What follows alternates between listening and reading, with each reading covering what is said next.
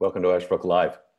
What a week it has been in Texas and all the rest of the world watching as the polar vortex escaped the Arctic and dipped deep into the Lone Star State. Millions without power, millions still without water. Could have been much, much worse, but it was pretty darn bad. We look at this and think, what does this mean? How does this relate to climate change? And what does it mean for the rest of the world, for our future? We've seen fires in California on an epic scale. Now this pandemic, which also may be tied back to climate change. We're not the only ones looking at this by any means. The great Alex Steffen has been watching this. He's a climate futurist, terrific observer of the world we live in and thinker about the world to come. He's written a bunch of books, really terrific. World Changing, a user's guide to the 21st century. Carbon Zero, turning cities, imagining cities that can save the planet. His forthcoming book is The Snap Forward, and God knows we need it. Texas is yet another clanging wake-up call. Let's bring Alex in right now. Alex, my friend, Alex Steffen. Thank you so much for being with us today. It's great to have you. Hi, Alex. Thanks for being here. Hello. You're a hero of mine, and it's a great, great joy to meet you. I have been so grateful for years at the bold and optimistic way that you look at the epic challenges in front of us on climate change. I've wondered from time to time how you keep your optimism up in the face of everything that we see. What are you thinking on this side of Texas, Alex? I read you on Twitter, you said, we're nothing like ready for the world we live in now, let alone the world to come. What sparks is Texas and what we've seen in this week setting off in your pretty dazzling mind, Alex? Well, first of all, thank you. I would say that the main thing that we need to be thinking about now is, I think many of us are experiencing a sense of suddenness, right? A sense that things have changed more quickly than we thought they would. Even people who have spent their lifetime studying climate and environmental issues are feeling this in their own work. But I think for many of us who don't necessarily do science every day in and out, we're suddenly having to catch up, not only to what is changing, but to how much we've ignored the changes around us already. And this produces this sense of vertigo, right? This sense of discontinuity. Things were this way and now suddenly they're not. And part of that, like I say, is actually the pace of change is increasing faster than we hoped. But part of it is also that we just have a national debate, indeed an international debate, that hasn't kept pace with reality for decades. Not even close. Philip Bump writing in the Washington Post saying, America is supposed to be the country that makes Mad Max movies. It's not supposed to be a Mad Max movie. But in all kinds of scenarios, it has looked like one. And when we think back now, really for years, I mean, there's a lot of talk about Katrina right now and comparing Texas, the epic scale of devastation there across a bigger area to Katrina. But just go back through Sandy, through the fires in California, just count after count, we still like to think of a kind of green and leafy calm as our baseline and these things as exceptions. But the drumbeat is really growing and the scale of this thing was mind-blowing this week, Alex.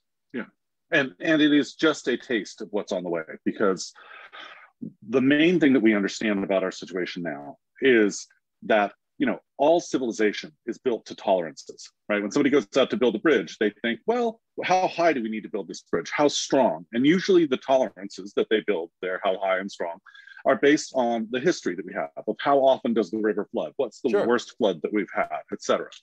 And so we go and we build the bridge. And at the time we built it, it made total sense, right? Because up until that point, the past was a pretty good guide for what the future would bring.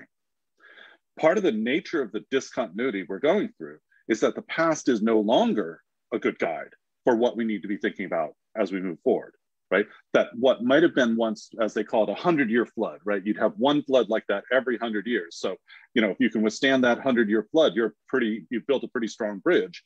Now that flood might be once every 10 years, right? Or it might even be that the next flood is, 5 times as bad as the 100-year flood was before. Right? So we now have a bridge that's gone from being something that was solid, well built, useful for the future, to something that is brittle and out of date.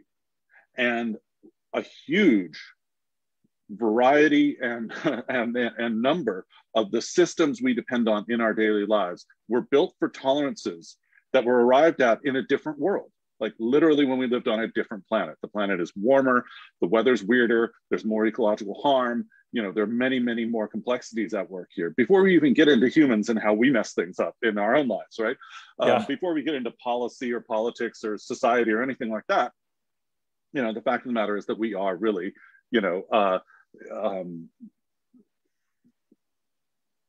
in a situation that not only have we never been in before, but we really don't even have like a very clear guide for thinking about what it might become.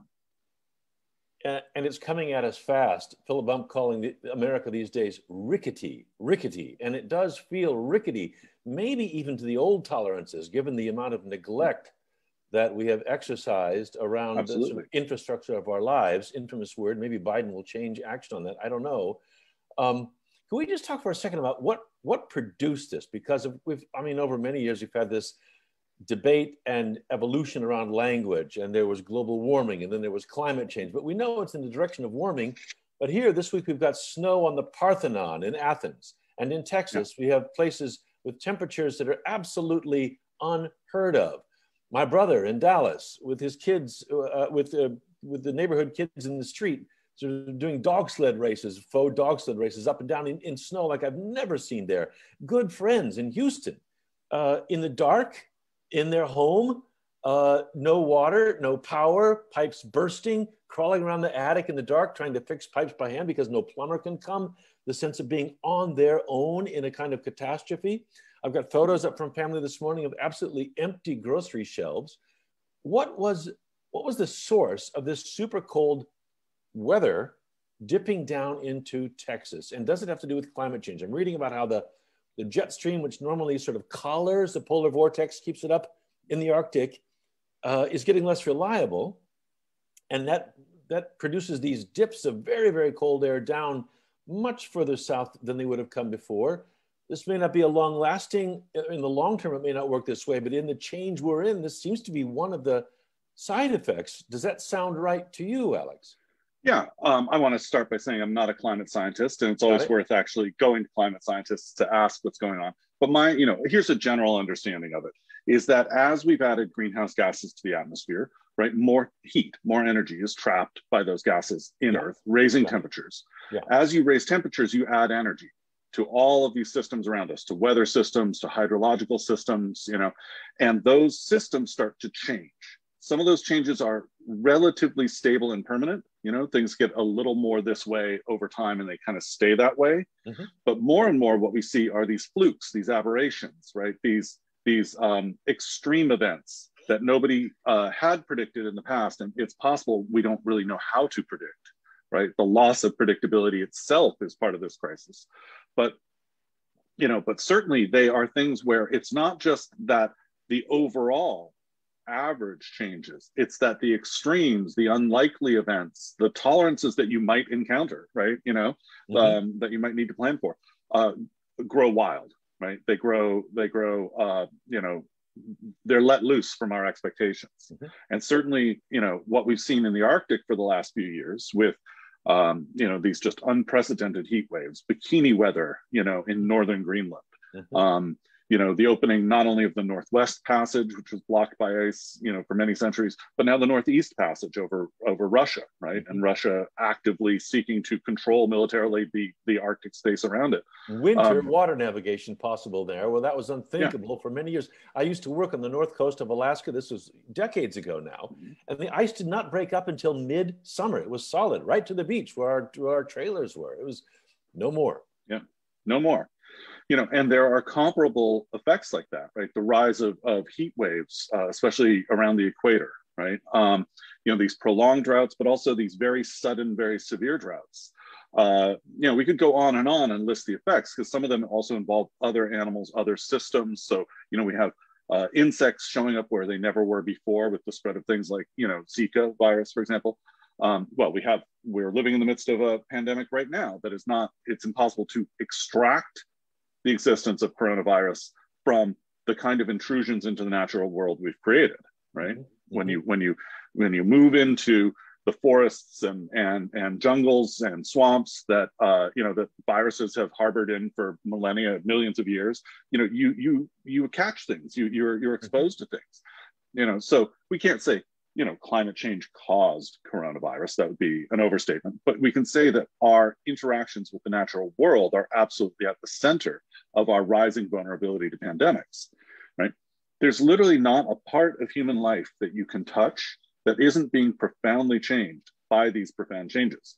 That's true even of things like our military is needing to rethink its core mission. Sure. On a changed world, right? It's true in terms of very boring things like insurance and finance are being forced to rethink how they work, right? It's hard to insure a planet that's unpredictable, right? Absolutely. It's hard to bank intelligently when the rate of change exceeds anything you're used to modeling. So when the blame game, which is underway right now, and certainly we need to think about who left so many millions of Americans, Texans, in this kind of vulnerability. But how do you look at that? In a time of great unpredictability, can we be up in arms when leaders have not anticipated something that's outside the realm of the heretofore imaginable? Or do they get a pass because nobody could have imagined that southern Texas would be free, below zero? Yeah, well, no, they don't get a pass. I mean, leadership in this moment, right, is preparation for the unexpected. Right? It's ruggedizing the systems you have, growing stronger, growing more resilient, growing better proofed against the future that could come. Right? It's unpredictability and the unforeseen are an intimate part of our lives, and leadership is responding to that situation. In fact, the need to respond to that is one of the major costs of this crisis. When we talk about the costs of climate change or the costs of ecological harm, one of the major costs is the need to think about things that have never happened before and the likelihood that something like them will happen at some point, right?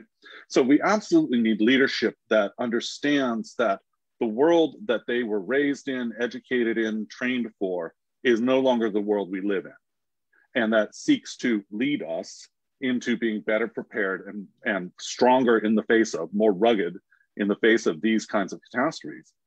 But also, we've had a 5-decade-long failure of leadership to talk with the American people in any honest, intelligent way about the magnitude of the threats that were coming, and to respond in any honest way to the very real chance we had to avoid these threats through what now seem very simple actions. You said the chance we had, past tense. Yes, there's no way that we can avoid what's already happening, right? We can't go back. There's no time machine. We missed that train. We missed that turnoff, right? And so we can still make sure that we don't, set in motion disasters that are even greater, right? That are more terrifying and more ubiquitous, right? But we can't do anything about the fact that we have already changed the world, right? Climate change is not reversible. Most ecological harm is not reversible. We can do things to mitigate, right? And we can do things to adapt. And we can even do things to restore some systems that are natural and so forth. But we can't undo, right, all the energy that we've brought into the planet, all the habitat we've destroyed, all the water we've polluted, et cetera. We don't know how to do that. So this is the world we live in now. Just in these tiny number of decades, while we've had knowledge and ignored it, or it's been denied, or we've been misled, or we've willingly ignored because we didn't want to change, because we wanted to drive and fly and use energy like crazy. I don't want to let Texas off the hook too easily here. I mean, they did have a cold snap in 2011, and there was a lot of subsequent thinking about their energy infrastructure, and there were recommendations that it be winterized, and it was not winterized. I mean, you could take that in fact in Texas and multiply it across the country, no doubt, by many, many settings where people have been warned, you need to do X and Y and Z, and we look and say, it's too expensive, it's too much trouble, it's politically unpopular, people don't want to pay those taxes, nobody wants to hear about it. Well, here's where we need to, I'm sorry to jump in, go ahead. But I think here's where we need to think critically about the history that got us here. Because one of the things we know is there's been this unique and uniquely successful in many ways effort at disinformation, right? At corruption. Mega effort, mega successful. Right, billions of dollars. And, at everything from the local talk radio show, level, right, to to academia, we've had intrusions of cash and influence and effort to control the debate.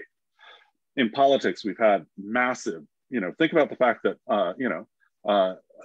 look at who got Trump into office, who got, W into office, right? These are fossil fuel interests that were behind these folks, right? We effectively have a party that a major part of its support base is fossil fuel interests who've acted in what I call predatory delay, right? Predatory delay, meaning? Predatory delay.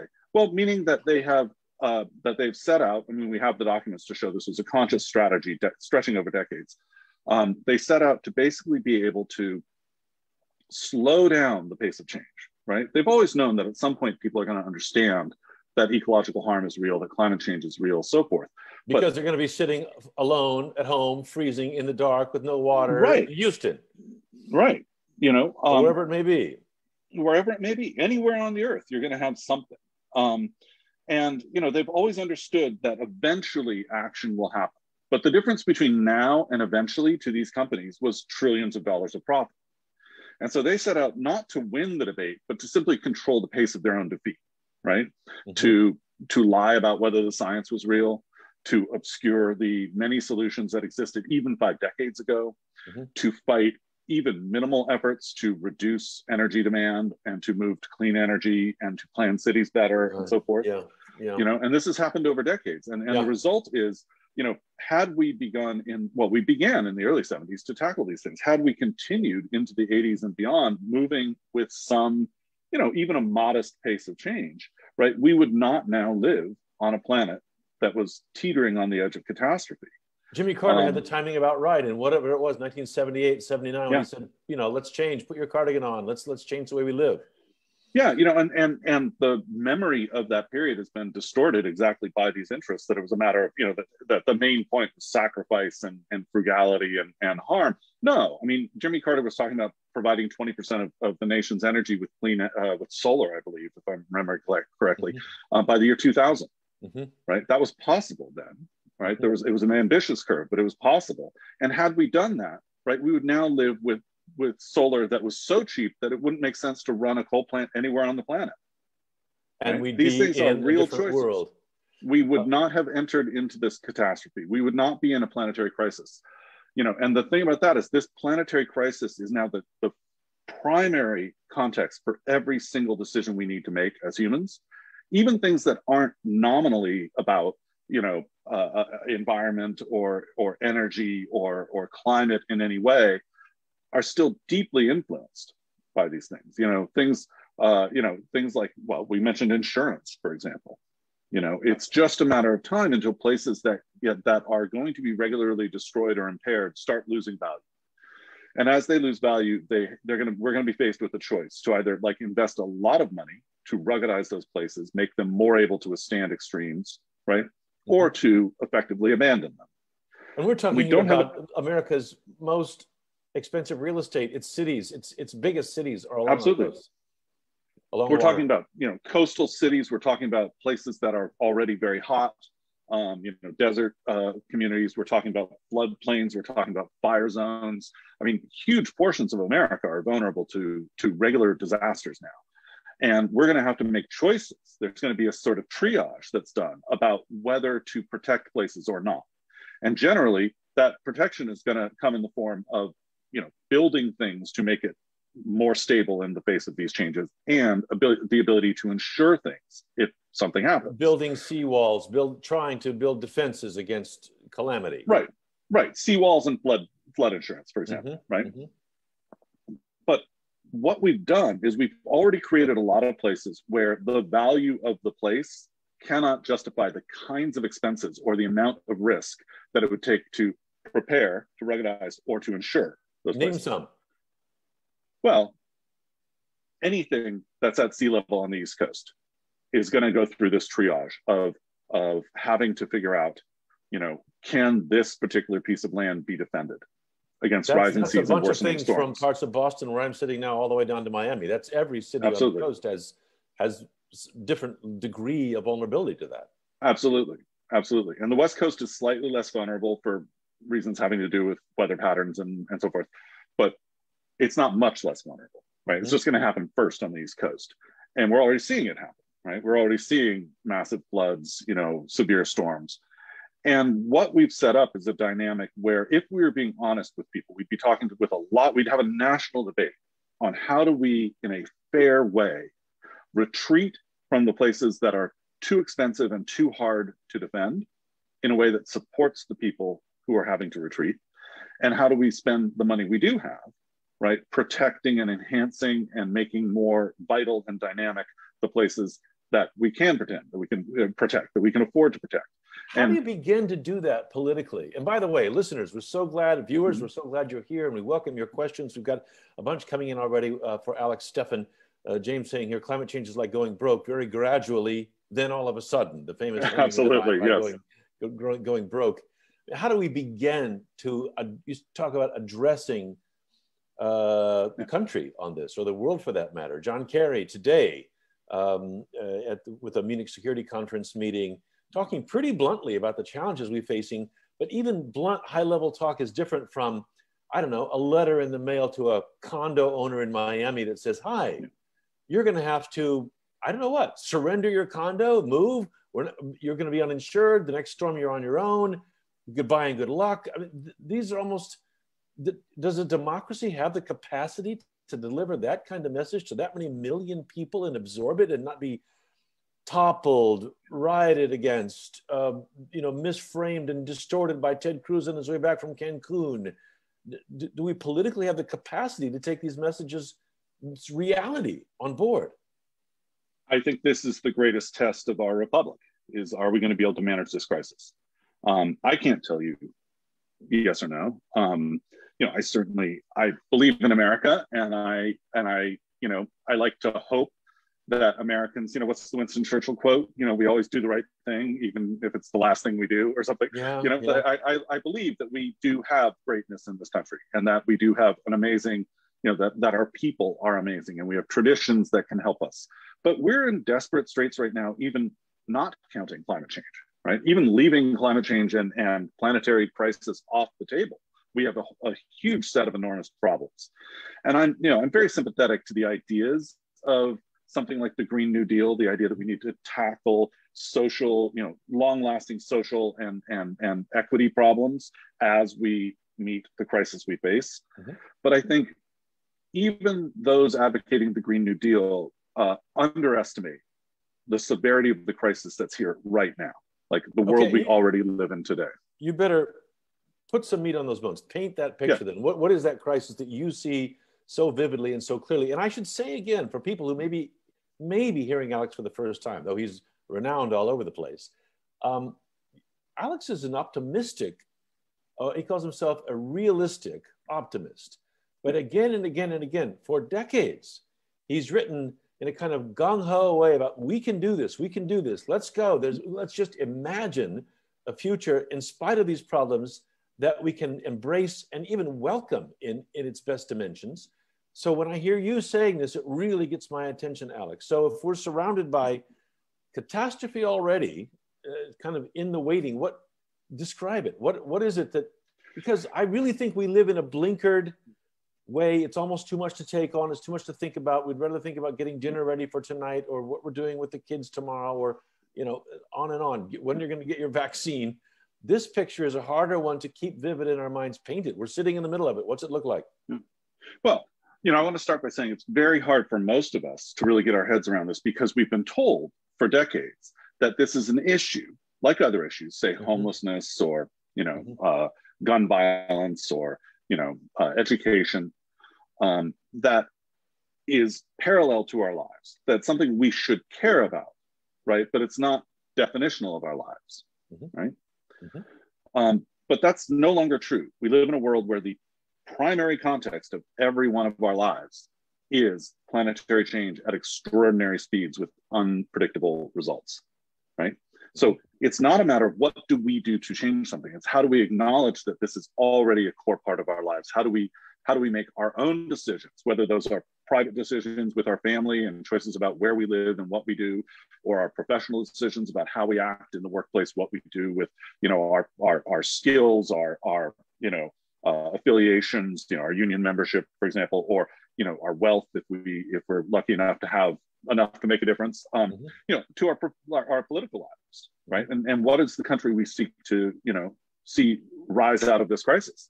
And, you know, the great secret of this situation is not how bad things are. The great secret is how good they could still be, right?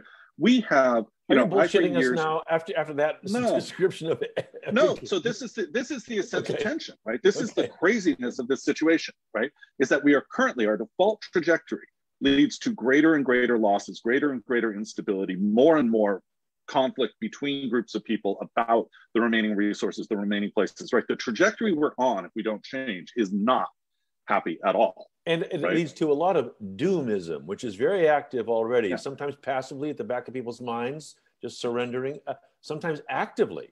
People really, I mean, look at Elon Musk trying to retire on Mars. There's a kind of doomism in that. It's exciting, you know, well, there's two problems with it. I mean, the first problem is that it's nonsense, right? That it holds an apocalyptic view of how change works, that once things get too different from how I want them to be, everything's over, right? And I'm like it's the end of the world, right? Yeah. And I'm out of here to Mars or up to the woods with my, with my gun horde, or, you know, on my Montana retreat, whatever it is, right? And that's not how change happens. I mean, there certainly are disasters that have real consequences, and you want to be prepared for disasters if you can be. But generally, what happens is the way that this has manifested so far is not in any apocalyptic sense, but as a gradual, now increasingly quick loss of possibility, squandering of wealth. It's like the blood's being drained out of humanity, right? It's not that everything's going to end. It's that, you know, if we don't change things, you know, kids who are, you know, young kids today, by the time they are, elders in our society, are going to live in a world of vastly diminished possibility, right? They're not going to live in road warrior world, you know, but. Well, it could be. I mean, the Texas energy outfit that did not prepare for this has said in the last couple of days that they were within minutes or seconds of a catastrophic failure of the energy system in Texas that could have taken months to repair, which could have meant Texans going from, I mean, these days, from whatever it was, you know, 0 degrees or 12 below, whatever it was, freezing their asses off, to, you're talking about months, they could be sitting at 110, 120 degree heat in Texas without air. I mean, in that scenario, with all the busted infrastructure, you could imagine a road warrior at the scale of millions kind of moment emerging. I think the history doesn't really back that up, right? I mean, humans have regularly gone through absolutely convulsive disasters in which, as quickly as possible, normality returns, right? Humans really want something normal. And so I'm not suggesting that. I support it. I'm heartened by how people have pulled together. I've seen it, but you take away power in Texas for months. And it's not going to be good. Don't get me wrong. I'm not saying, everything's going to work out just fine. No. I'm saying that at a large scale level, right? The likelihood that we are headed towards the end of everything is very low. Right? I get it. But the end of everything is with a new speed. Exactly. That, you know, if we regard the end of everything as the extreme of a situation, there's a whole lot here that we don't want to meet, you know? Like, and that the problem is, right, that we are currently mostly still taking actions that will take us there, right? They'll take us into truly dire situations, even more dire than our current situation. But we don't have to take those actions, right? We have the technologies, we have the techniques, the designs, the business models, we have the public opinion, we have international agreements, we have so many things that can change the trajectory we're on, right? And many of them leave us better off, right? You've probably seen that there's recent research that implicates fossil fuel burning in mass deaths. I think it's one out of every 5 premature deaths on the planet. can be related to the burning of fossil fuels, right? If we change off fossil fuels, we instantly all get healthier. If we, de-emphasize the role of the car, not get rid of them, but move to electric vehicles, provide more transit, build more sensible cities, et cetera, the number of people who die in car accidents will go down, right? There are all these co-benefits beyond the fact that we have, we live on a planet of coming up on 8 billion people, many of whom are now in the global middle class, right? They're rising out of poverty into a situation that we'd still consider poor, but that gives them options to invest their money, to make steps to do better. And in nations that want to progress. And if they build, just another round of what we have built, which is no doubt the model in most of their minds. It is currently the model, yeah, although that is changing. But if they were to do that, right, then yeah, we're headed towards really dire situations. But there's still time to change not only those decisions, but every other decision getting made, right? That if we were to start making the smartest decision we can make, even in the majority of the cases, as decisions come to us now, we would find ourselves in a world with greater prosperity, no more danger than we're in now, which would be a great win compared to other trajectories, healthier people, more stable nations, we would be better off than we are now, right? Because right now we have all this wealth that's deeply in peril, right? And we're seeing this phenomenon now, for example, in California, insurance companies no longer want to insure homes, right, that are in the fire zone. Right now there's state action preventing people from pulling out, there's negotiations and so forth. But if they had their way, they'd just say, this is too risky for us now, we can't be here. It's important to remember that when we're sitting, for example, in a home in a fire zone, it might feel like we're wealthy, right? But if we're in fact in danger of having our house burned down and not being able to get any insurance money out of it, we're a lot less wealthy than we think we are, right?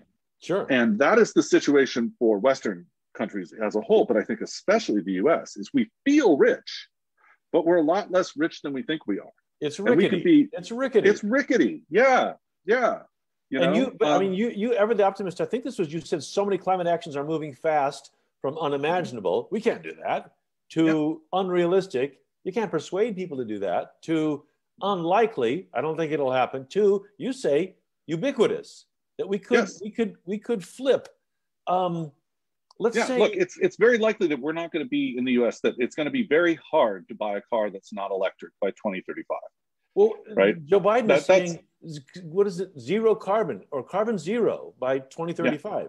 That's not even 15 years now. Right. And these things are moving fast. The technologies are there to do them.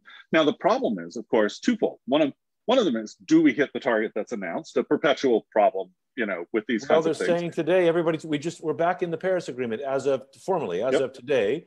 And I think I heard John Kerry say that half the countries who are in there aren't hitting their agreements, let alone. Yeah, no, climate diplomacy has taken leaps and bounds forward. The Trump administration didn't help on that front. But even with those leaps and bounds, there's a gap, a performance gap between what people are promising to do and what they're so far delivering, right? So there's the first problem of like, do people do what they say they're going to do, right? Always a problem. Yeah. But there's also, there's the second problem, which is that the things that feel really fast to us are not yet fast enough, right? That things that feel like at the edge of the possible are not actually as fast as they need to be. And in fact, are way more possible than we usually discuss. Oh, okay, right? okay. You're the climate futurist. So get us in a very material way, in a very granular way, share a sense of what are the kinds of changes, be as specific as you can on what kind of timetable that we ought to be seeing so that we don't have a national Texas, a national California wildfire equivalent, so that we don't see slice after slice of American cities rolling into the sea or flooded and, life just becoming hellish. What are the things? What should be happening? Like now? Well, I'll tell you the number one thing that I think needs to happen is I think in every important debate in America, from the news media to city council meetings, to the halls of Congress, to boardrooms of companies, we need to be talking about what's already true right now. We need to be talking about how we already live in the middle of a planetary crisis. And we need to be debating what it means that is the context of all our decisions now. not what we're going to do in 10 years, 20 years, 30 years. That's important. It's good that we talk about that. But every single decision we're making in every single context should at least be checking in with that reality and saying, does this make sense now?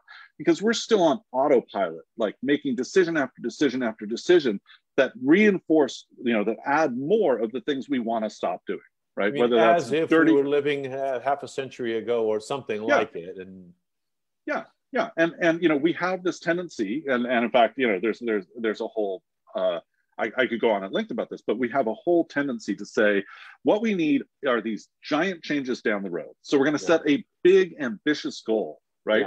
But we have to start small. We have to start somewhere. So we're going to do almost nothing today, right? So we're agreeing that by 2050 we need to emit no carbon whatsoever. But our next our next thing is going to be, whatever. Our business is going to install, more energy efficient. We're going to put our plastic bottles in bags and exactly. So Alex, you're the guy. Take us there. What should happen tomorrow, the next week? I don't know. Talk about the grid, the electrical grid. That was a huge deal in Texas. But even nationally, we understand that we're not set up to really go for what's the drumbeat of actual steps that would put us on a path that we can then nest in the back of our minds and support when somebody in the city. So it goes something like this. It goes something like this. First of all, we need to be making sure that every bit of energy generated, every new bit of energy generated anywhere is clean energy, whatever it takes.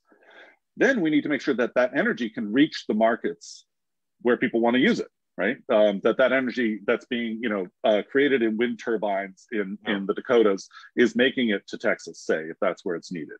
Right. So that grid update is a huge challenge in and of itself. But again, one that pays dividends. Yes, I get it. Oh, there's a whole horizon debate going on right now. And people in the Biden administration have talked about this being a priority. Now, how that gets done, if it gets done quickly enough, if it gets done well enough, well, that's the fight of all this, right? They're talking about a $3 trillion infrastructure proposal after the $1.9 trillion COVID relief plan. Republicans already saying no way, no how, but who knows what will happen. Is that the kind of scale? Do we even know? I mean, that's a down payment. That's a down payment on what we need to do. But the thing is, almost everything we need to do for environmental sustainability reasons not only performs, increasingly as well or better than the dirty old version of it, right? We're reaching the point where solar and wind are hitting replacement cost, right? Where it's not just cheaper to build.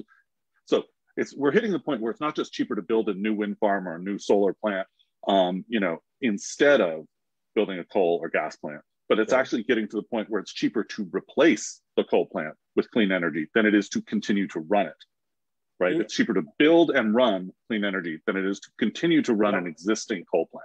Right. So we're already at that level of technology. EVs make you money if you own them over a certain number of years, right? You actually make money compared to like electric vehicles. Electric vehicles, right? Because of the juice you feed back into the system. Because of that juice, because they're inherently more efficient. There's fewer parts, they break down less. You get more mileage in effect. Green buildings, well-insulated, well-designed buildings save you money. They also produce healthier air and so forth, right? There are all of these ways in which doing the thing we need to do pays us money. It doesn't just... I'm trying to get granular because 2035... Okay, let me get granular. So is this happening now? You say every new source of energy should be clean. Is that happening? No. I mean, but that should be. That's the step. They wanted to build that pipeline out of the tar sands in Canada. Yes, which is we are still complete opposite of what we're talking about. Okay, no, it's ridiculous. It's a travesty. But so we have that clean energy. The energy needs to reach the people who want to use it. In the places that we're existing, everything that we use needs to be electrified. That itself. Wait a minute. Stick with these for a second. The grid, getting that wind energy from the Dakotas to wherever it's needed. Let's say to Houston or Corpus Christi. Anything like that on the drawing board now? Any timetable for that to be rolled out? Well, there are a number of proposals. I would point you and listeners to a fellow whose work I really like named Dave Roberts. Who is really my go-to source on things like energy policy, and particularly he writes a lot and has written recently about the grid and the challenges of modernizing and implementing a clean energy grid. He's worth a look. I follow him on Twitter. He's great, Dave Roberts. He's terrific. So I would refer people for the specifics to somebody like him, right? But certainly it is doable. People are talking about doing it, and it can be done in a way that ends up benefiting taxpayers and ratepayers, right? Because you know, I've been having these conversations for literally decades now with people about what's needed to do this, and I'm so I just want to see it happening. I want to do it. Yeah. I mean, you look at what's happening with my friends in Houston. They're freezing in the dark, in the cold. Yeah. We can't have this, and it doesn't feel good any longer for me personally. But maybe, I'm sure I'm not alone, but I don't know what percentage of people. It doesn't feel good to enjoy the old comforts as if there was no challenge to them, when the cost of it is lapping around our feet, our knees, our hips already.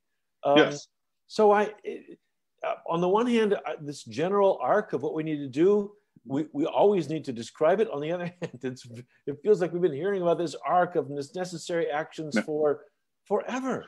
Well, and that's why I really think, you know, I'm not a believer that, you know, you can't just talk about things and have them change, right? Obviously. But I do think talk is action, right? Talk precedes getting things done. And particularly changing the consensus, the public consensus, you know, an institutional consensus, your community consensus, whatever. Changing the consensus about what's realistic and what must happen is vital. And I mean, I want to see a map up, you know, when I turn to the news, it says, okay, here's the new grid we're going to build. And here's what portion of it exists already. And here's where we're going to be in 2022 and 2023 and 2020, you know, and here's the money that's funded. That I want to see that. Absolutely. Well, I mean, so part of what I'm saying is that we need to be having the debates that center the need to do this stuff, right? Like right now, it's very easy to turn on, you know, network news and go, you know, entire program with no mention whatsoever of the fact that we are in a planetary crisis that is undermining the basis of civilization. No mention of it, right? It's less easy now than it was 5 years ago to open a newspaper and find the same thing, but it's still not like we should be in journalism. Every beat should be a planetary beat, right? Every single beat should be included, you know, business, the greatest, you know, story of business in this moment is the fact that we are going to, whether we like it or not, and whether we do it well or not, change every aspect, every physical aspect of our civilization in the next 2 decades, right? That's the biggest thing that has ever happened. Are we discussing it that way? No, we barely discuss it at all. Yeah, there's a flip ready to happen, I think. I mean, I've been in journalism a long time, and I remember when, if you brought up too many green stories, you were treated kind of like a grumpy, gloomy Gus, you know, like, hey, come on. It's gloomy, it's downer. But right now, I have a feeling that when people are just shining on the public and acting as though there's not a planetary crisis, okay, it doesn't ruffle your serenity in that moment, but in the back of people's minds, I feel a deep unease about this. People know, and I think that could be flipped. You know how when you start to act on a problem, there's a kind of thrill that comes with it. When you say, my God, we're fixing this, there's a buoyancy that comes with that. And that's the thing that we can, when people taste that, I think they'll want more of it. They'll want more speed. They'll want more scale. I agree. And that's what I call the snap forward. That's what I'm writing this next book about, is the need for people to become part of this snap forward, right? In our minds to go, oh, we don't live in the world that I was raised in. It doesn't matter how old you are. If you're old enough to watch this, it was killing us. It was killing us, and it was full of problems anyway, right? It's not like the world was perfect, right? And above all else, to become native to the time we actually live in, right? Because we are surrounded by this story that to the extent that we acknowledge environmental, climate, you know, and other ills, that what we're doing is we're talking about the decline of our society, right? That we're talking about things breaking down, failure, loss, the end, right?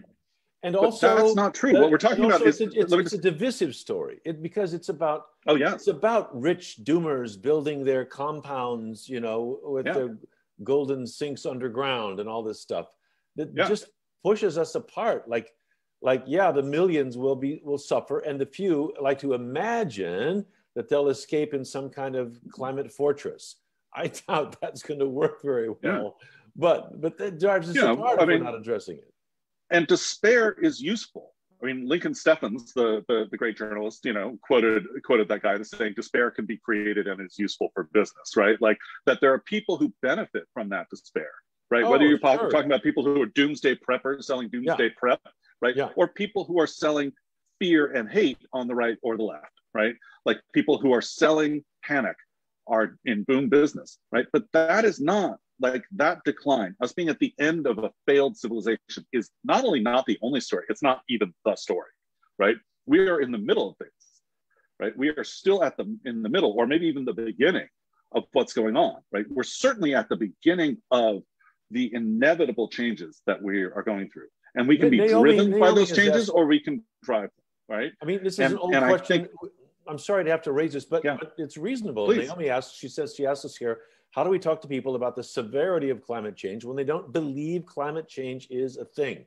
It's mind-blowing in 2021 that we have to ask that question, but Naomi is exactly right that, look, on so many fronts, you've got your kind of Fox News structure and worse that's in denial, denial still. What do you see? Because this is your bread and butter. This is what you think about it. How do you break through? Or maybe you only talk to like crowds at TED Talks where they're all, you know, smarter than smart. Oh, I've spoken, you know, with and in front of plenty of people who are, you know, in denial about reality. Look, I don't have any.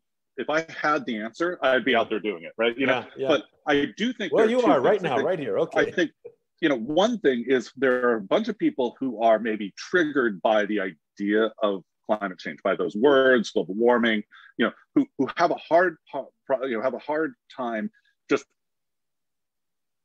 responding to that idea, but who in every other way are on board, right? This is the weirdness of America. There are people who say they don't believe in climate change, who also say they believe the weather is changing and they want clean energy and they believe we should do electric vehicles, and, you know, like, they are simultaneously in denial and in support of all the things we need to do, right? Okay. So that's one set of people. Tap that. But there are another set of people who are just, you know, it has become an identity for some people to be anti-climate, essentially, to say this doesn't exist, it's a hoax, we don't need to do any of this. And I don't know what you do with somebody who bases their identity on something that isn't true, right? I think identity trumps facts, unfortunately. Like, people, I think there are people now who go to their graves denying climate change ever happened, right? I don't know. I mean, maybe, but I read a story. There was a story on Fox today about, it's not funny, I'm sorry, but a rancher in Texas who froze to death in his Barca lounger, right? And it's not hard to imagine. I have no idea about this gentleman, and I'm sorry for his passing, but just in terms of the memes of our society, it's easy to imagine a denier, you know, in his Barca lounger in Texas on the ranch, but being frozen to death by a polar vortex bust out that may very well be part of the climate change scene. I mean, surely at some point it starts to drive things home. People whose pipes have burst and who now have icicles on them massively hanging down in their kitchen are not happy about that. No, and with every year that goes by, more people do agree we need to act and see the effects in their own lives. I don't know what to do about Naomi, about Naomi's specific question. I don't know how to solve that problem, because I have not been able to solve that problem in my own life. I know people, socially, family, et cetera, who are not convinced about the need to act. Barb says, I don't know how, to your point, Barb says maybe the markets will do it. Insurance companies stop offering coverage. And so you're left really to think about what's going on. Well, I mean, this is already happening, you know? I mean, it's not like the problem with letting market forces, letting competition, et cetera, fix these problems is you will not get a fix that works equally well for everyone, you know? The great advantage of a publicly led, of government-led responses is you can build in equity. You can build in, like, you know, public benefit testing, right? Does this do something good for everyone here? Or is there a way to make it fairer if it doesn't? You can build those things in. You can distribute the wealth from them. You can do things like that raise all the boats in a society. Yeah. These things are going to happen whether any particular person wants them to or not. Wait, which things? The bad things or the good things? Which ones are going to happen? Well, both, right? We are already in the midst of a clean energy revolution, right? We're already in the midst of sustainable solutions revolutions, right? Whether you're talking like, you know, appliances or building or materials like concrete, you know, or the ways that we produce things like iron and aluminum, you know, cars, et cetera. The entirety of our material civilization is being redesigned, rethought, and the business models are extremely competitive. And they are going to win even in places where there's still predatory delay and heel dragging, right? It's just inevitable because they work better, right? The whole question is not whether matters. That's the point, right? That's the point, is when they win matters enormously for everybody. Because when Joe Biden was on the stage in the presidential debates and he was asked, he was pushed on fracking, for example, and he wouldn't say, we're shutting that down. Now, I don't know, what about natural gas? Would you shut that down? How do you deal with that politically in a state like Texas where so many people work in the biz? Well, so this is where we need, again, to like revisit our conversation, right? We continue to say so many people work in fossil fuels, et cetera, right? But one of my favorite quotes is the study that found that there are fewer people who mine coal than work at Arby's, right? These are, you know, these are important sectors in our economy, but they're just sectors. There's vast other parts of our economy, and building the new creates jobs too. It may not create jobs for those people, right?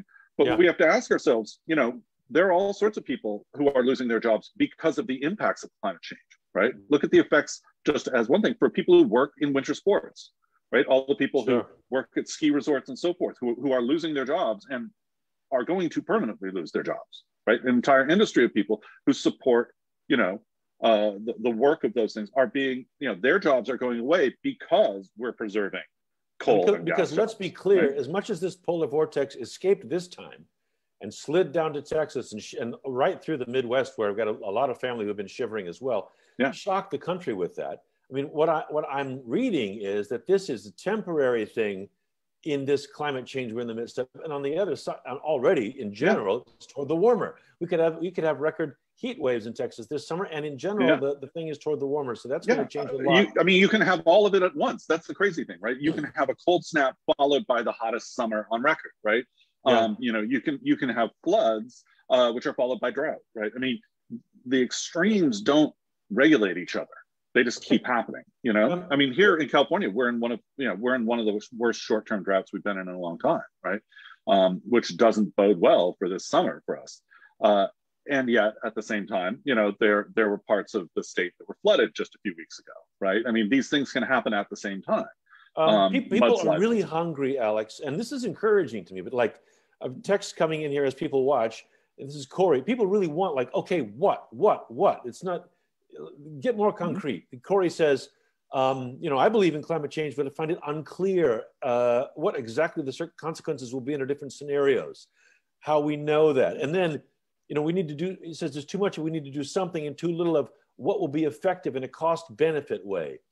Well, there's a vast, I mean, this is just, you know, not to pick an argument with Corey, but like, you know, we have a vast literature and a huge amount of experience, decades of experience in what works and what works profitably and well. No part of this is that we don't have the tools to build a better society, right? No part of this crisis is that. Could some of these tools still be better? Would it be better to, like, for them to be cheaper in certain circumstances to more completely replace what we have now? Yes, there's still progress we want to make, but we could right now launch full scale into the, you know, into the making of a bright, green, sustainably prosperous country, and technology would not be our first barrier at all. Wouldn't be close to it. Name the pieces again. They'll sound too familiar, but make it again as gritty as you can, because I like this. Okay, so here's what we need to do. Impatience, people saying, okay, what? And tell me what, you know, what should my home look like? What should my community look like? What should tell me? Well, I mean, so I'll just say there are a huge number of people talking about this now. This isn't, you know, when I was doing World Changing, you know, 15 years ago, you had to really look for the best ideas. You know, that was what we did. We sought out the best ideas and put them together, you know, for our readers. That's not the case anymore. There's a ton of good ideas. There's amazing work. In fact, there's far more than most people understand. So I'll just say that anything you might be interested in, there is a pathway to finding out more about it. But let's just kind of quickly go over the schema of things, right? So you have, first of all, the challenge of clean energy, right? Stop burning coal, oil, and gas, use wind, solar, et cetera. Then you have the challenge of Et getting cetera, the does energy et where it needs cetera to go. include nuclear in your calculation or not? I don't believe that nuclear is going to play a major role moving forward, but I also believe that we should be doing whatever we can do right now. And I don't feel like it's worth my time to fight nuclear. Okay. Then we have transmission and issues like transmission, storage, et cetera, right? Again, there are people working on all these pieces, but we need to have the energy where somebody wants to use it when they want to use it, right? Can we pause there for a second? What does that mean on the grid? This is the grid. Will we still see power lines marching across the country, or will it be something else entirely? I mean, is it the same kind of structure that we're used to, just moving things differently, or what's the essence of the change needed? Well, my sense is that it's going to be a mix of grid improvements, especially national grid improvements here in the U.S., and much more storage built into the system, whether that's EV car batteries or home power walls, right, or utilities that have storage for basically big batteries all over the place. Big batteries. The cost of batteries is dropping so fast; it's astronomical. And so my sense from experts, I'm not an expert on this particular topic, but my sense is that it's going to be a mix of grid modernization and storage. That is helped by the need to electrify everything, right? Everything that uses power needs to be running on electricity for it to be clean energy. So there are some biomass, that local jug of gasoline, kerosene, oil to burn. Right. And you're still going to need some interconnections because there are times, right, when the weather is terrible and everything goes down. I mean, that's true with fossil fuels too. It's not like the fossil fuel system in Texas has performed very well. It just failed. Right? It's the predominance of the failure right now. Yes, exactly. Everything fails, right? So nothing's perfect. So you're always going to need to have duplications, ruggedization, backup capacity. That's part of the cost of living in the world we live in now. But so you have electrification, right? And that also means efficiency, right? That means, having appliances that use less energy, induction stovetops that use less energy and pollute the air less inside your home, et cetera. On top of that, one. Yeah. Okay. Yeah, great. Yeah. On top of that, we have issues of community design, right? Of transportation, more density in our communities, not so spread out. More density. Yeah, exactly. We should not be building any more communities that are out at the urban fringe. It doesn't make sense in the crisis we're in, right? We have a massive pent up demand for housing in this country, and we should be building that housing in existing communities in places that it will make more walkable streets, more neighborly communities, that it will make using transit easier, using bikes easier. This is doable. I mean, it's being done by literally every, Right now, we've got the work from home thing going on because of COVID, and everybody's buying their place in the boonies because they don't need to go to work. So, I mean, we'll see how long that lasts, but also there are problems with buying your place in the boonies that we conveniently forget, right? California knows. It's great to be out in the woods, but it's great to be out in the woods as long as the whole system around you is up and running. Pretty soon you find out what my great grandparents knew about living, in places without electricity and running water, and it's damn hard, right? Most people aren't ready to actually live a rural life. What they want to live is a suburban life out in the woods, right? And that's going to get harder and harder to maintain. But anyway, that's a separate issue for another time. But, so we have these issues of planning, of transportation, and so forth, right? How we get around, how we build, they're deeply connected. On top of that, we have a whole set of problems that have to do with what materials go into the things around us, right? So how do we provide concrete? How do we provide metal? I've heard steel producers say, I've heard them say, I was at a meeting with a steel producer from Austria. He said, look, tell us how to make steel without, coal. We don't know how to get that hot of a flame. This is a problem that's halfway solved. Like, we know how to do it with various kinds of, for example, hydrogen is one of the things that can work. There are electric smelters that work now. This is a problem that's going to get solved by technology. I'm not worried about that one at all. In fact, of all of the problems that we have, the materials ones are the most solvable by technology because they're pure engineering problems, right? They're very rarely, I'm sure there is, an association of coal furnace producers who's angry that we're exploring other options, but let's face it, they're not the biggest challenge in our society. So you have materials. Then you have all of the ways in which we connect to the natural world. Food, most obviously, but also water, right? We take water for granted, but we have to plan the watersheds that we draw our water from, right? And in many cases, those watersheds are becoming less reliably productive of water, right? We're going to have to do efforts to restore, to manage, to reuse water, right? We're going to have to think differently about food, Agriculture is huge, I know. Yeah, and some of that is meat, as people have pointed out, right? But Steve, Bill Gates is saying we need to move to 100% fake meat. He had a nicer term for it, but Bill Gates just in the last couple of years got his new book out saying I like most of the sort of fake meat things I've had. I like. We don't eat a lot of red meat around the house here. I honestly don't believe in puritanical things. I think if once a year you invite your friends over for a barbecue and it really is important to you that you put a few steaks on the grill, so be it. We're not looking for saints, we're looking for progress, right? And so you've got those challenges though of how we connect to the natural world, right? And then you've got a set of challenges that we underappreciate, which is about how to avoid destruction. Because beyond its human costs and beyond its financial costs, one of the things about destruction is that it's ecologically costly. Right? Think about how much energy and materials it takes to rebuild a destroyed home. Oh God. Right?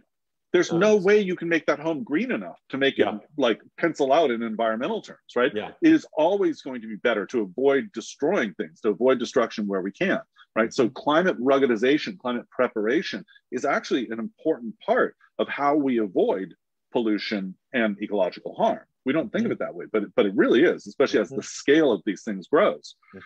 And on top of all of that, we have human systems, right, that need to be prepared for what's going on. We need to have, we're going to continue having mega disasters. We need to have a better way of taking care of people who've been exposed to mega disasters, especially those people who are poor enough or unlucky enough that they don't have anything to fall back on, right?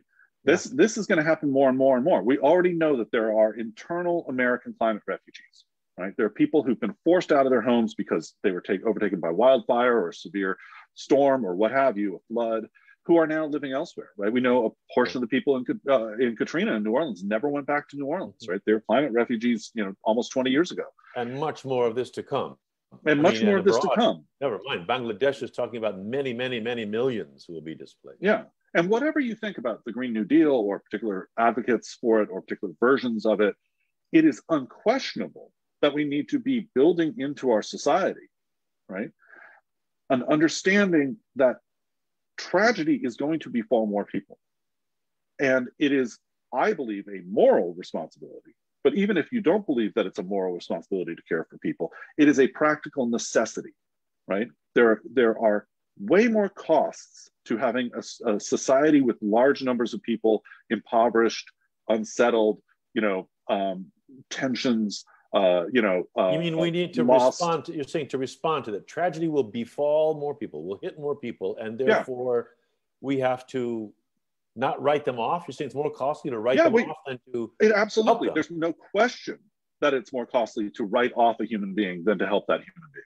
I mean, there's vast realms of scientific evidence. That doesn't seem to be the premise of a lot of American policy, I must say. Right. Well, and that policy is bad and wrong, and we know that, right? We know that is performative policy, right? We know that sort of like that the answer to people committing minor crimes, especially like minor drug crimes, is to lock them up forever, right? That's performative punishment. We know that. Everybody knows that, who's sensible on these issues, right wing or left wing, right?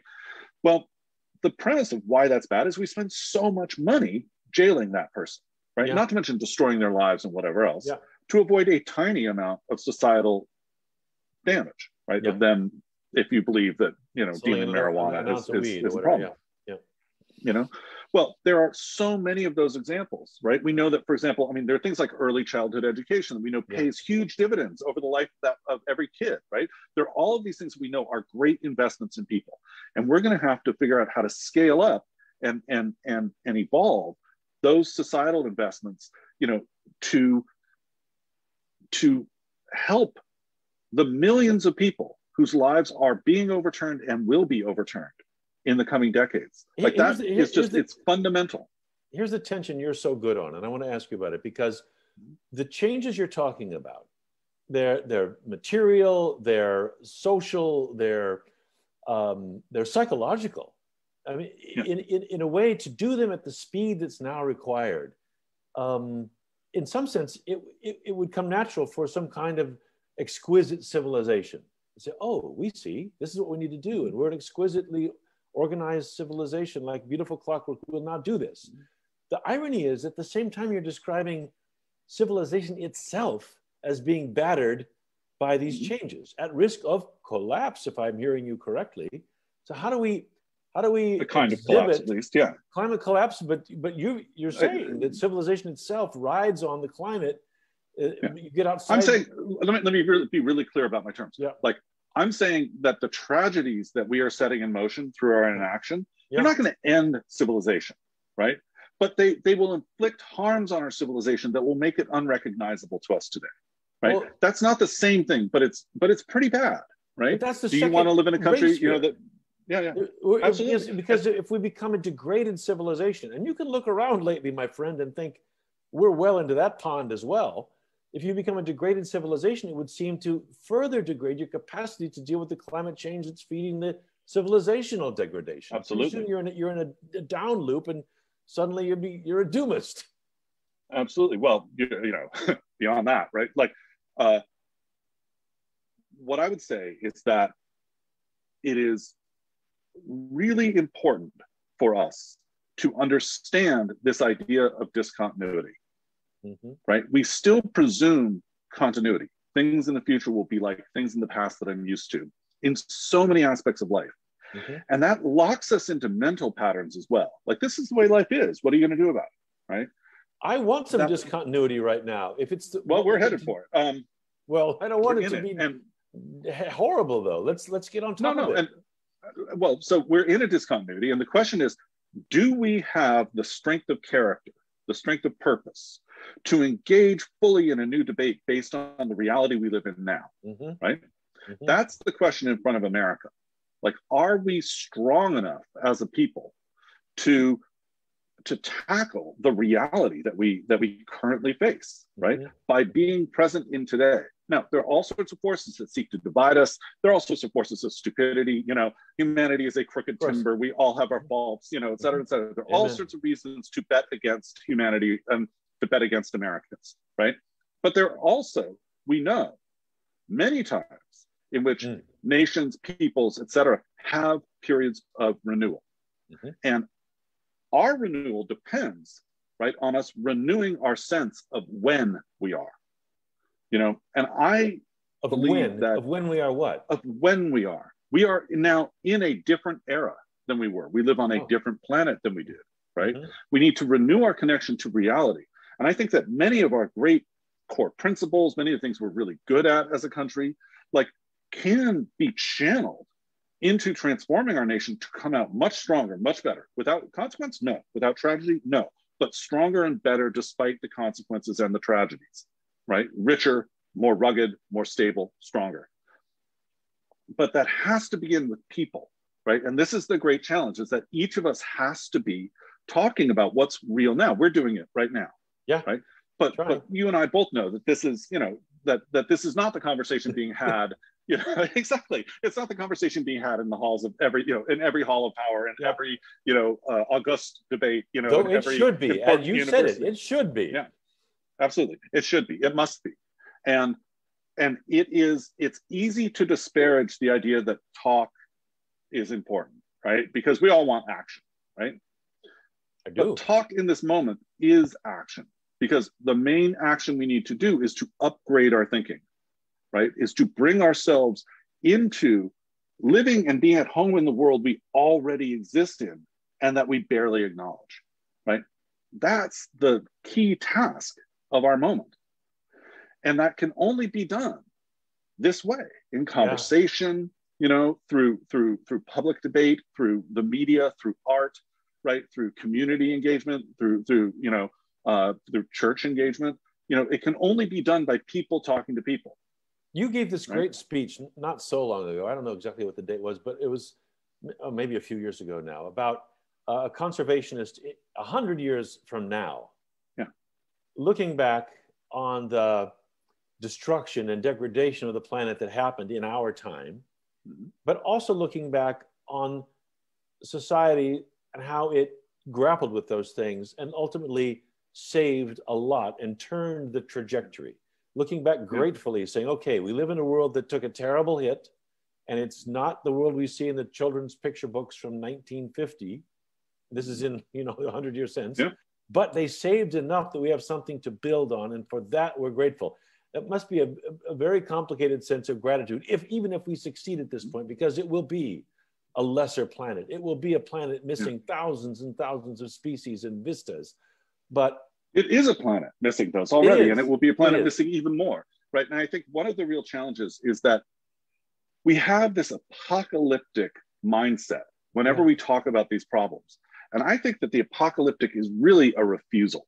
It's a refusal to look past the end of the things we're used to. All or nothing, my way or forget it, yeah. Right, exactly. And understand that after the end of the things we're used to come the next things, right? And what we need as a society is to be a society engaging in those next things, right? Engaging in what is new and possible, what is different and hopeful, right? There are enormous reasons for optimism. Once you step one step past our current problems, there are enormous reasons for optimism. Yeah. And we could build a country that is stronger, better, fairer, richer than the country we live in today. Also degraded, right? But also those things. Also degraded. Yeah, look, we're not going to live in an Eden, right? Yeah. That option has been foreclosed by previous inaction. Does that mean we can't live on a mid-20th century childhood? Yeah. And it now seems like that was kind of the moment when, we didn't have some things. We didn't have carrier pigeons, and we didn't have many buffalo left. But most of the planet, much of it, was still intact. Plus, the industrial era had produced all these physical comforts. But you thought it seemed like we could have it all. And I think people who at that time have a hard time. Here's the tragedy. But it's gone. Here's the story that historians will tell 100 years from now. Yeah. Is that in the 1970s and the 1980s, even into the 1990s, there were still pathways in front of us that we could have taken and avoided most of this crisis. That's so sickening. It makes you want to puke right now. I'm sorry. Absolutely, right? It is a tragedy, and it's a travesty as well, right? I mean, it's a great moral defeat for humanity, done for making some bucks, right? And the thing is, like, so much of what we've lost has been lost just in the last couple decades. It's being lost just now, right? The speed is accelerating, which means that the rate of loss is greatly increasing, right? So it's just a few decades ago that we could have changed patterns. It wouldn't even have taken that much, right? It wouldn't have been like, I mean, if we had kept up with the fuel mileage gains that had started in the Carter administration, right? Yeah. Like, that alone would have been a massive improvement in in humanity. Like, that's a gigantic amount of climate emissions by itself, just that one step, right? Yeah. And there's many of those things, right? Yeah. And at the same time, there's a part of that that's also hopeful, because this is not, we're losing a lot. I have a young son. When he's my age, much of the world will be further degraded. Things will be gone. It's going to be tougher to live on the planet, and it's going to be sadder, right? But the difference between acting now and acting another couple decades from now, because of that rate of change, is so profound, right? It's the difference between a wounded planet that we can still help recover, that we can restore many natural places, that we can preserve many species, that we can keep much of the greatest heritage of humanity, right? And a planet that's more desperate than that, right? We will still be here. We'll still be doing things. We'll still have, a civilization. We'll still be acting, but we'll be acting on an empty planet. And let's do it right now. I'm so ready. I want that. I mean, it's so beautiful, and what remains is still beautiful. So many threads of beauty that we do not want to let go. I mean, you describe yourself. Where is it? I wrote it down. You said, I try to live well. This is your thumbnail bio. I try to live well, see far, and be a good ancestor. Yeah. How are you doing? I guess this is a tough time for everyone. You spend your life talking about this, so credit to you for that. Thank you. Credit. I mean, look, this is a tough job, and thinking about what's going wrong in our civilization. Yeah. In at the moment means seeing it get worse every day. right? It's not just that it's bad, it's getting worse every day. And having, you know, some ability to move through that and process it, you know, I do it better and worse, but having some ability to do that is necessary to be able to do this kind of work, right? And a lot of people can't do it, you know, and that's part of that is a problem as well. I think you're amazing. I mean, here's William writing to us. He says, we need a moonshot initiative that brings everybody together in this effort. But if the COVID crisis is any indication, he says, Alex, I'm far from optimistic. And he's watching us right now. He says, not only did this once in a century pandemic not unite us in a cause to fight it, quite the contrary. Yeah. I mean, I'm not here to sell moonshine, I know some right? You know, I'm not here to tell people like everything. Well, moonshots would be great, but I'm not here to sell people moonshine, right? I'm not here to tell people everything's going to work out, because it won't necessarily work out, right? We'll have to make it work out.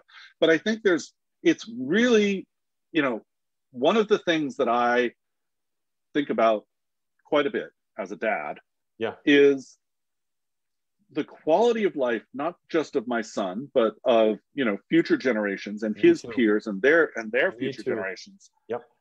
Really, it really matters what we do every day. Right now. Right? This is part of the discontinuity we're in, is that this is not like any other time humanity's been in. There have been vast swaths of time where nothing any individual or set of individuals or whatever could do that would alter the trajectory of humanity. And now every day, almost all of us are in some way connected into systems that, especially if you're, you know, wealthy, you know, or at least reasonably well off and well educated and you know, and with it in America or Europe or Japan or Australia, New Zealand, like these places, people have power. What are you investing in? How are you living? What are you driving? What are you eating? Exactly. And are you centering this in your life? Right? And are you centering what are the your reality? Politics? Because it's more than individuals trying to be saintly. It's got to be a political drive that puts these things where they need to be, where they must be on our national agenda. Yeah, I would much rather that listeners look. I mean, we should all do the things we can do. Let's do them. There's no reason not to. Many of them are relatively painless. But I would much rather that, you know, that Americans take up the idea of public response to these problems than that they change their private behaviors. I think it is vastly more important. But I think even more important than that, than the politics of climate action and climate response, is the centering of reality in our own lives, right? Almost all of us make decisions that matter, especially to ourselves and to our families, right? Based on what we expect in the future, right? It helps us make better decisions to really center in our understanding what's already happening, this discontinuity, right? It helps us be smarter about the choices we're making. But it also helps transform the discussions we're part of, right?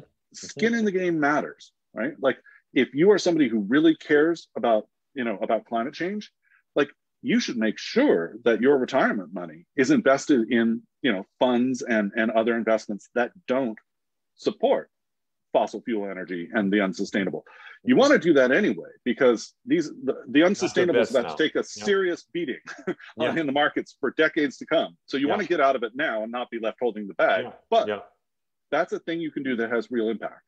And when it comes up, you then have the chance to say, well, what I did was this, right? In my own life, I'm putting skin in the game that it's a good investment to back the future we need, not the past that's hanging on. I think that kind of action matters way more than anything we're going to do with our diet or our shopping behaviors, or, you know, but even more than our vote. Let's do it all. Why the hell not? Why the hell not? Sure. Alex Steffen, you are amazing. You are amazing. The ultimate message you take out of this crazy, destructive, painful week in Texas, share it with us. What is it? Well, this can be a tragedy we learn nothing from, right? Or it can be the start of, we're good at that sometimes, you know, or it can be the start of a different conversation about what does it mean to live in Texas? What does it mean to live in America on a climate altered planet, right? Where the unpredictable is now the rule, right? And where we need to move fast, and work together to create a better future that's enabled by the changes we have to make. That's what I hope comes out. Alex Steffen, follow him on Twitter. He's a real good follow there, at Alex Steffen.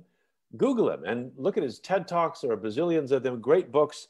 Carbon Zero and World Changing. Look for the Snap Forward. We've been waiting for that one now, Alex. Do you know when that's coming? It will go on pre-sale at the end of March. Oh, fantastic. So just around the corner. Your perspective and your spirit, we both really appreciate, because it's easy to become despairing here, and you don't. And I admire that enormously. The stakes are gigantic. Texas has just given us another walloping taste of this. And as you say, there's much, much worse to come if we don't get on top of it. So let's do what it takes. It'll feel a lot better than watching it go down like this.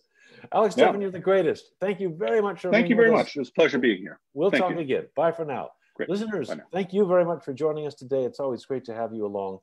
And we'll see you again soon. If you like us and all that jazz on social media, we'll be grateful for it and get the word out. And thanks for being with us today.